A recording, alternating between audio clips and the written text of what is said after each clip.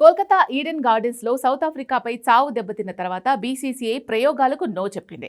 Eden gardens pitch ప్రభావం తర్వాత రెండో టెస్టుకు సంప్రదాయ పిచ్లకే భారత్ మొగ్గు చూపింది.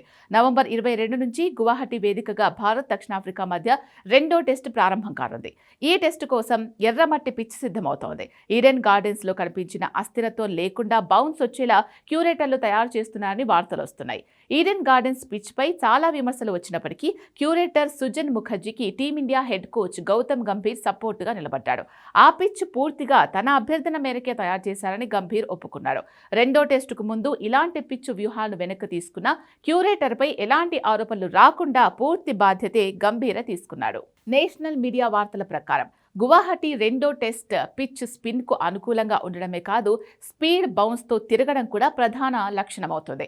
బీసీసీఐ వర్గాలు చెప్పిన వివరాల ప్రకారం ఎర్రమట్టి పిచ్లు సహజంగా వేగం, బౌన్స్ ఎక్కువగా అందిస్తాయి. క్యూరేటర్లు కూడా ఎక్కువ బౌన్స్ రాకుండా జాగ్రత్తలు తీసుకుంటున్నట్టు తెలుస్తోంది. గువాహటి పిచ్ కూడా కోల్కతా పిచ్ లాగానే ఉంటుందా అని ఇటీవల ప్రెస్ మీట్ లో గంభీర్ను రిపోర్టర్స్ ప్రశ్నించారు. తాను తొలి రోజు నుంచే టర్న్ ఇస్తున్న పిచ్ కావాలని ఎప్పుడూ కోరలేదని స్పష్టం చేశాడు. తనకు ప్రత్యేక పిచ్ అభిరుచి లేదని, ఏ పరిస్థితులనైనా ఎదుర్కొనే జట్టును తయారు చేయడమే తన లక్ష్యమని చెప్పాడు. ఈడెన్లో బంతి విపరీతంగా గింగరాలు తిరగడంతో బ్యాట్స్మెన్ పరుగులు చేయడానికి తీవ్రంగా ఇబ్బందులు పడ్డాడు.